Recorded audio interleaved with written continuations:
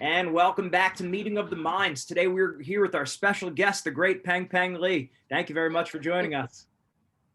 Yeah, thank you for having me. Absolutely. All right, so let's jump right into it. Let's talk about your background, how you got involved in gymnastics. We'll start there. Yeah, okay, so when I was younger, I was a super hyper kid. I had way too much energy and my parents didn't know what to do with all my energy. So they immediately thought of gymnastics. So I got into gymnastics when I was about 4 years old, and I got asked to go up to the competitive program at 5. And then I actually quit when I was 7 because I hated it. I absolutely hated gymnastics because of all the conditioning and the physical activity that you had to do with things that weren't flipping. So I didn't like that part of gymnastics, and especially I was only 5 years old, so I kind of just wanted to have fun. And I think after when I was 7, I tried a bunch of different sports. We moved cities, and my mom asked if I wanted to do gymnastics again because there was a program that was about 10 minutes away from our house. So I said, you know what, I would love to do it only if it's for fun. So then I finally gave it another shot. Absolutely fell in love with the sport, got to compete, got to go into the little pretty leotard and all that stuff. So I absolutely fell in love with it. I was learning a bunch of new tricks, and that's kind of how my career started blossoming. Oh, I can't hear you. That's right. That's right. I muted myself. All right. So talk about your mindset. Obviously, you have some physical gifts. Talk about your mindset and how you've developed with dealing with pressure, emotionally handling everything. I know it's kind of a big question, but we'll take it from there. Yeah, when I was younger, I definitely got into gymnastics just to have fun. And I remember absolutely loving competing. I mean, I was super nervous just because I think naturally I'm a very competitive person. My whole family's very competitive. And so going into competitive sport, that's just, you being a solo routine, I put a lot of pressure on myself.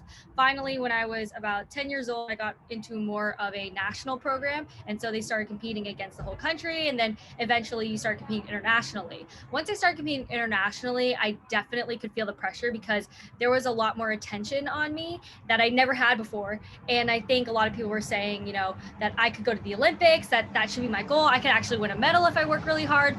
And so I think all of those things that people were telling me had me so excited that I put a lot of pressure on myself.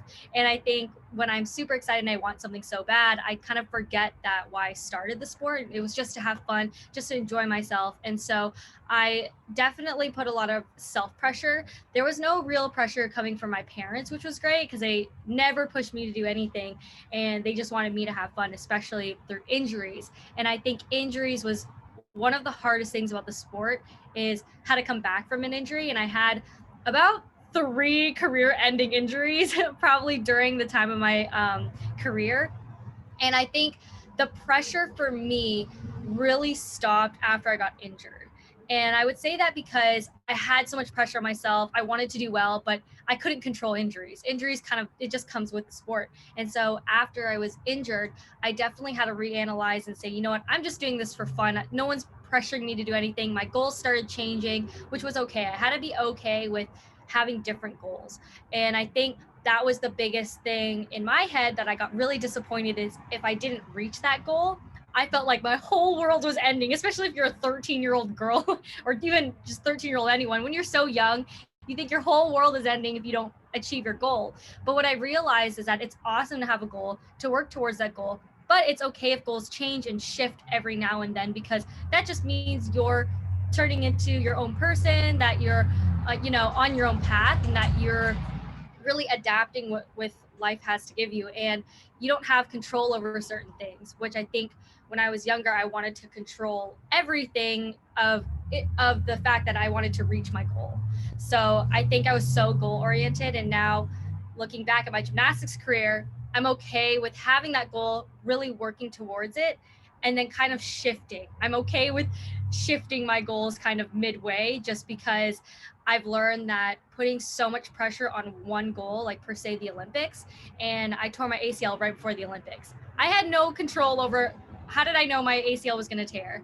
And so my goals shifted to college, and then it kind of shifted to, oh, maybe I can go for the next Olympics. So, it was just giving myself a different perspective to take that pressure off. But even in the real life right now, even if it's not gymnastics related, I put a lot of pressure on myself career wise, but I always have to know I can work as hard as I can, and then the time will come, because you can't control the timeline right now. I mean, look what happened with 2020. So definitely it's a up and down roller coaster, but always learning to adjust and shift and just kind of go with the flow. So Right. Yeah. And it seems like that whenever life hands us something where it gets taken from us, whether it's injury, yes. quarantine, or a lot of times athletes get the flu or mono during the season. And once the opportunity gets taken from them, then they just go back to, like you said, I'm thankful for the opportunity to compete. I'm happy to Yeah. be here. Like once that gets taken from us, is that how you felt a little?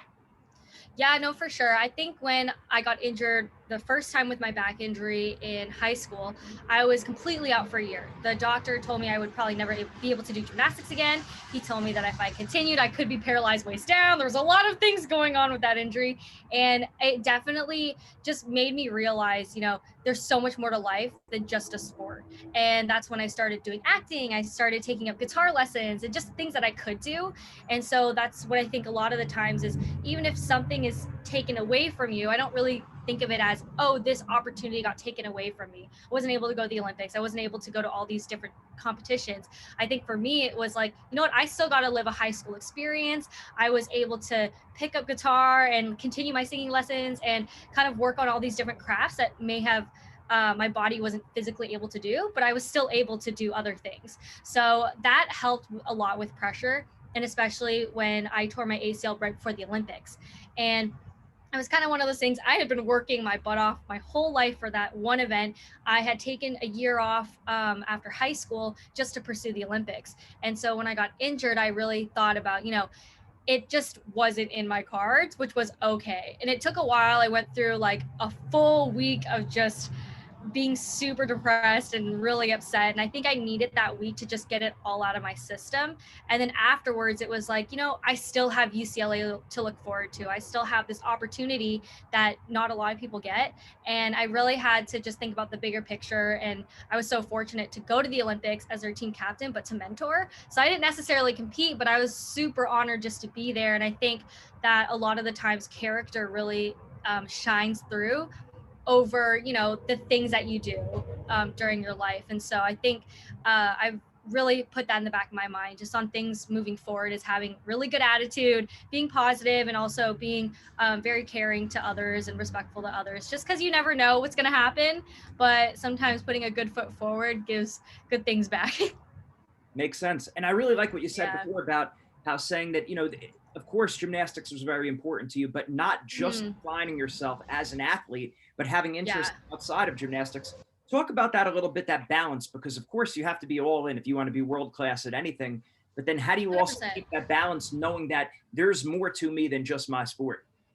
Yeah, so I would say I've always been a person who hasn't just done gymnastics. So even when I was younger, I was doing gymnastics, I was still doing tennis, golf, and until I was 13.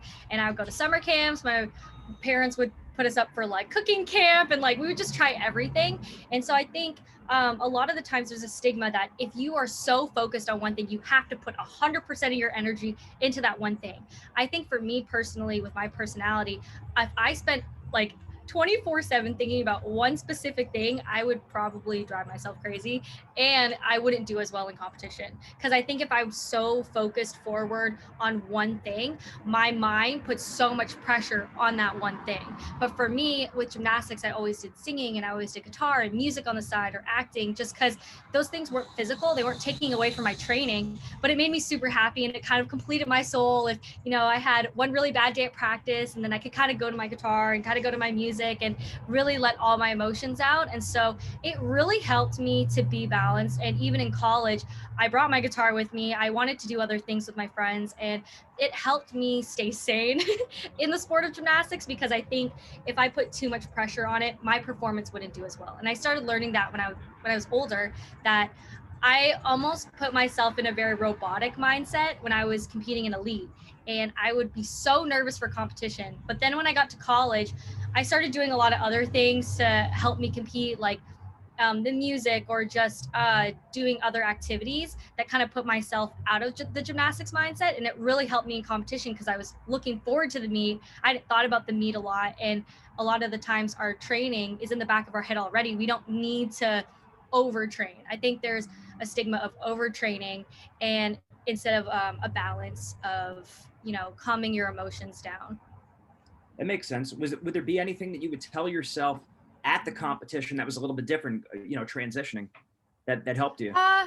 Yeah, for sure. When I was younger, I was like, I can win a medal. I know I'm good enough. Like, I'm gonna go for the gold medal. And I think I was so goal oriented that I really wanted to place first, second, or third. And it wasn't even about how well I did. I just wanted a medal when I was younger. And I think it's just because, you know, it's so exciting to be on the podium. And that was for sure a goal of mine when I was younger.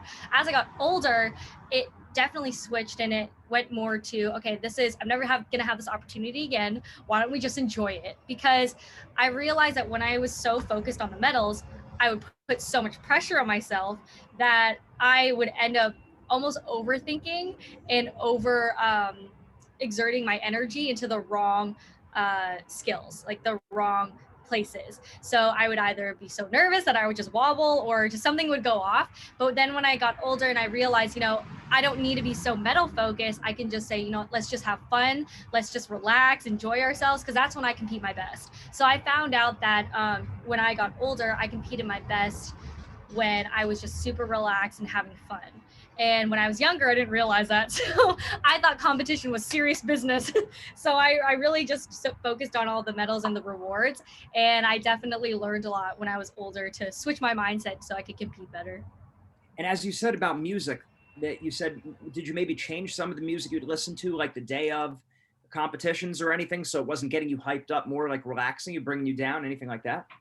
Yeah, so I'm trying to think, like, if I really listened to a ton of music. I think I I didn't listen to a lot of music before competition, especially when I was younger. I didn't think of that, but then when I was older, I definitely started to listen to more music and submerge myself in the music. I like listening to the arena music if there is arena music playing, just because it's kind of like background noise and it's not so much in my head. I feel like that if I sit down and just listen to music, I'm also in my head, and I almost need to talk it out with somebody and really just get it out of my system. I mean, when I was older, my coach actually just started telling me jokes.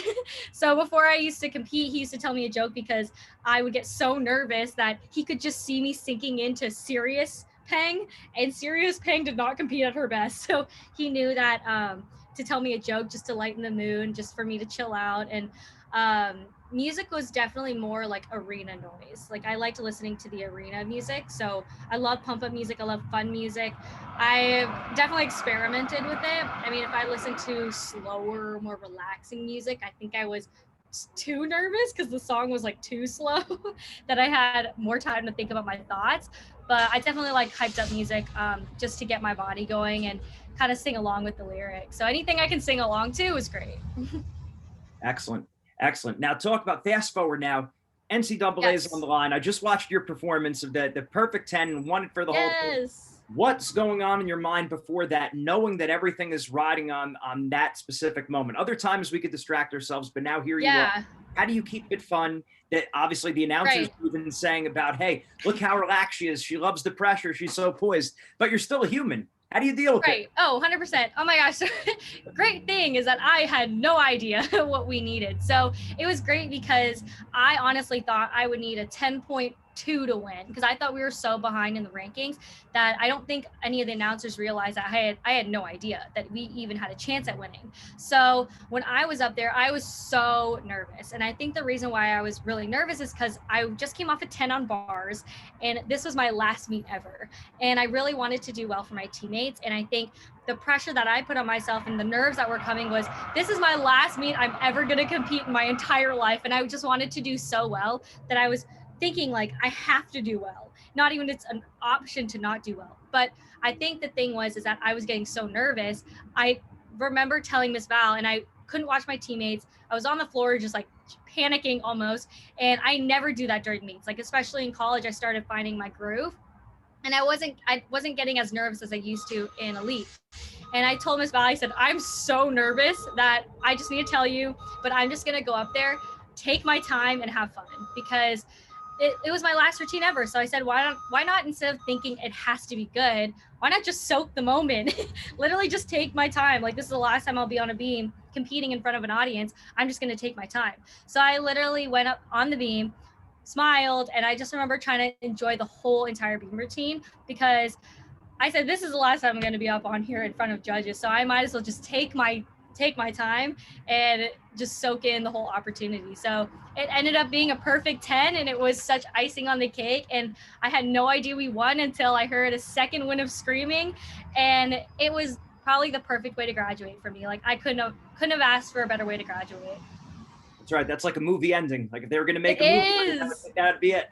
It is. It's so crazy. I like think back to it and I'm like, I still can't believe I did that. Or like we did that at UCLA, our whole senior class. And for me personally, I can't believe I got 2 perfect 10s on my events. So that shocked me because I did it once before, but to do it a second time was insane, especially in my last meet at UCLA. That's awesome. Now talk about the team aspect where you said that sometimes you wouldn't watch your teammates. Of course, you're always cheering them on. You're in their corner, of course. But what's the mindset like when you're watching them and looking up at the scores versus not maybe it's not that you're not watching, but you're not getting emotionally detached and you're not getting wrapped up in the scores. Talk about that a little bit mentally. Yeah, scores are definitely interesting because I think when you know you're only so many points away, or when you know you're only so many points too far away, it definitely plays mind games with you because you don't think of that way in practice. And so I think a lot of the times is when you get to competition, you start changing your thoughts of what you would do in practice. And so I know as a team, we tried not to look at the scores. I mean, some of us liked looking at scores. Me personally, I didn't like looking at scores. And I knew that it hinders my performance. But when we were at national championships and we were kind of really low in the rankings, we started looking at the scores and our attention was getting away from our team. And so our focus was outside what we call a Bruin bubble. It was outside of our teammates that we had to pull it back together so that we could focus on each other and not the scores. The scores is something we can't control, but we can control our personality within our team. And I would say that, me, sometimes I don't like watching my teammates because I know I'm cheering them on the inside, but I'm normally at the end of lineup. And if I knew someone fell or I watched someone fall, it's like, oh shoot, like I got to make sure I hit this performance. But I remember at national championships, I had no idea one of my teammates fell on beam until I saw the score. And I was like, what happened? Because I just didn't watch it. But I think sometimes I need to get into my zone for sure about 2 or 3 girls before me, just so that I'm in my good competitive headspace. And I know I'll watch the first girl or second, but I think also sometimes if I know that everyone is doing really well, I start putting a lot of pressure on myself. I have to do well. And it's those thoughts that aren't really negative. It's not like you can't fall. It's just, you have to do well. You have to hit. It put a lot of pressure on me instead of, if I don't know what happened, I could just focus on my individual routine to help the team. And I knew that's what helped me the best, is when I could kind of get into my little bubble as well. And everyone, since gymnastics is so individualized, has their own little way of competing. So you'll see a girl who, girls are competing and another girl's like on the other side of the arena getting ready for the next event, just because they have to be in that headspace. And especially it's awesome, when we cheer for each other and all that stuff. And I think you can feel that energy. That's why there's a whole team. And if you're on that specific event competing, then I think the girls kind of have more leniency to kind of do their own thing. But since I didn't compete vault or floor my last couple of years, I was definitely in it cheering everyone on. And, that's kind of why we have that whole team aspect, just so you can kind of like tag team on who's going to help what event and all that stuff, just because definitely, since it is so individualized, everyone needs their individual needs before they compete. Yeah, that's golden right there, where you're saying about that self-knowledge and knowing that you need to get into your zone, 2 people before. Like everyone needs to know that.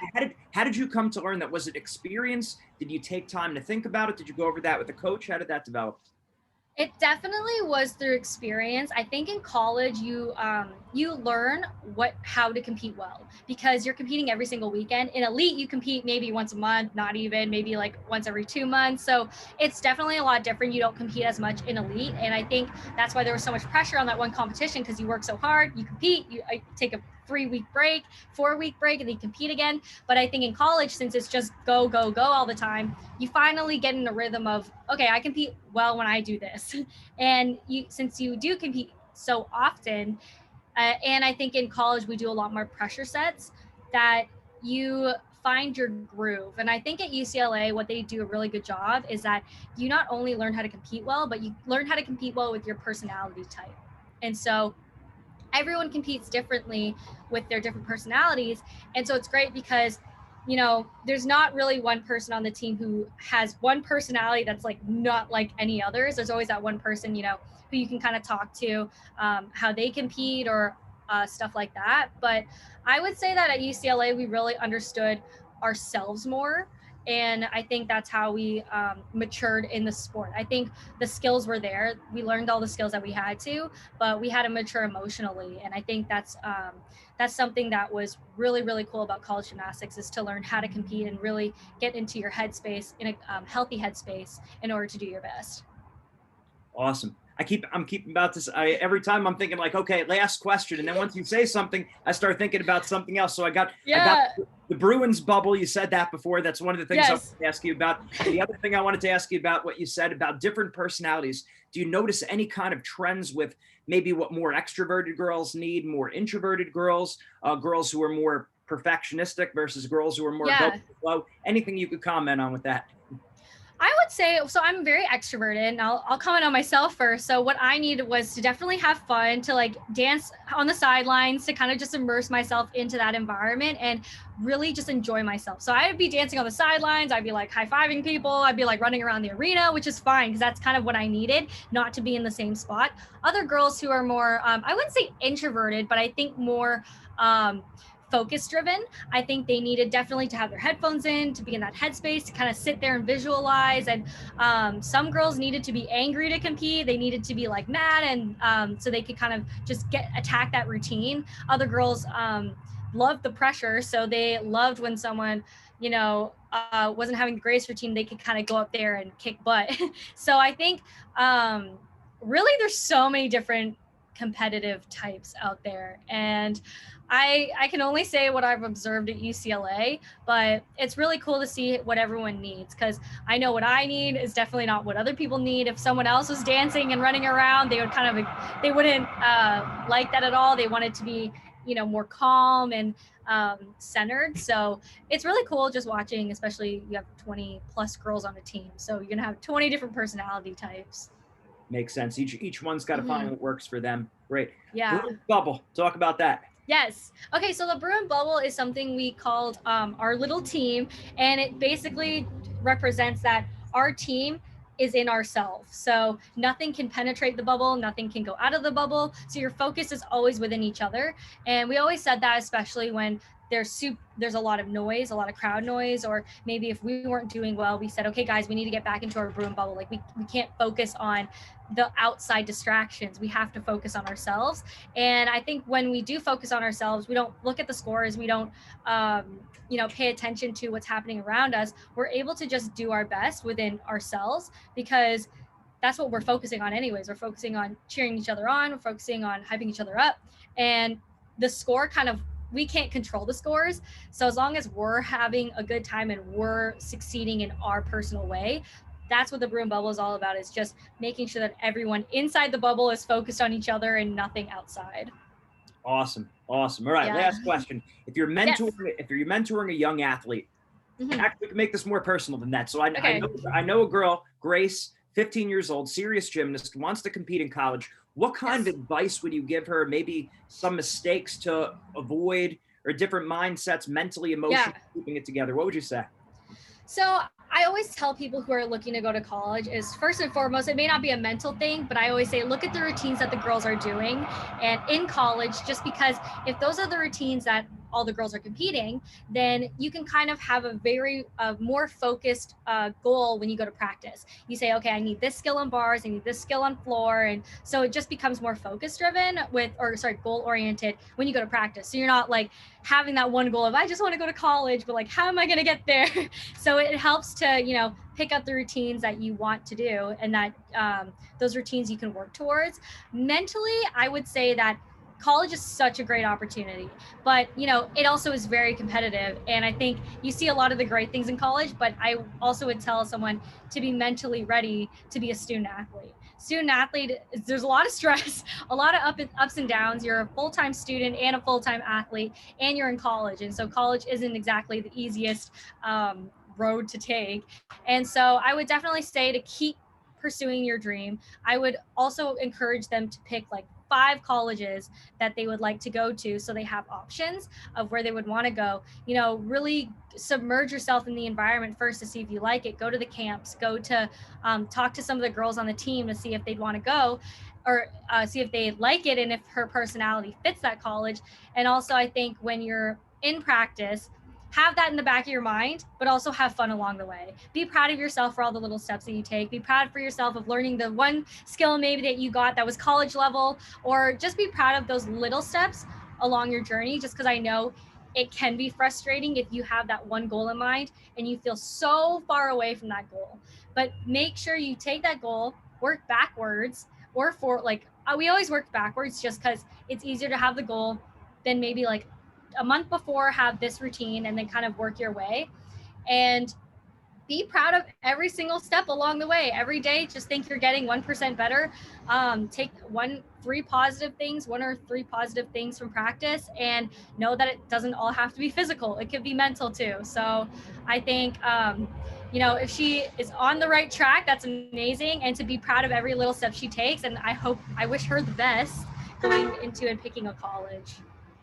Awesome. Thank you. And I'm sure Grace is going to be very appreciative. You're a natural mentor. Yay. Great stuff. All right. This is the last question now. Where could we send Yes. people to find more information about you and what you're doing? Yeah, so I'm all over social media. I'm on TikTok, Twitter, not really active on Twitter, but I'm on Twitter, Instagram, and it's all Peng-Peng Lee. I'm also on YouTube too, so you can send them my way on YouTube, but it's all at Peng-Peng Lee. So that is my handle, and you can keep up with my life. Life is very interesting for me right now. So always trying to figure out my way, but I'm having a lot of fun on the way too. Awesome. Thank you very much for your time. Great information. I appreciate it. Yeah, you're welcome. Thanks for having me. All right. Take care. Bye. Bye.